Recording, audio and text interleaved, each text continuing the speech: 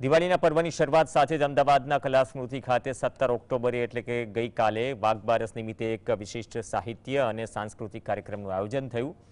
કલા પ્રકલ્પ, કલા સ્મૃતિ અને ગુજરાત સમાચાર ગ્રુપની સૌપ્રથમ પહેલ તરીકે વાઘદેવી સરસ્વતીના પર્વ વાઘબારસની ઉજવણી સાથે સરસ્વતી પૂજન અને દિવાળી મિલન સંમેલન યોજાયું.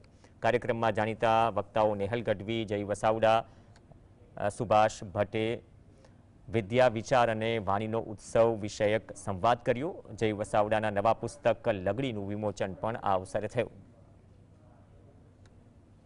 આખા ગુજરાતમાં પહેલી જ વખત મોટા પાયે જાહેરમાં કોઈ પણ આવી શકે એવા જાહેર આમંત્રણ સાથે આપણે કલા સ્મૃતિના આંગણે સરસ્વતી પૂજન કર્યું. અને સરસ્વતી પૂજન માટે પણ 1100 વર્ષ જૂની પ્રતિમાનો ફોટો, આપણા જ ધરતીની એક સરસ મજાની શિલ્પકળા, એનો ફોટો ખાસ રાખવામાં આવ્યો.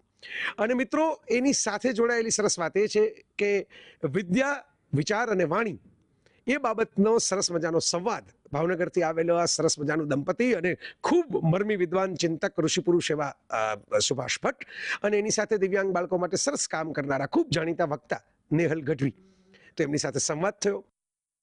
આવતા દિવસોમાં આવા 100 તાજમહલની રચના થઈ જાય, 100 તાજમહલ વધાવી શકાય એવું એક સરસ પ્રાંગણ કલા સ્મૃતિ ભવન બનાવ્યું છે, કલ્ચરલ સેન્ટર છે.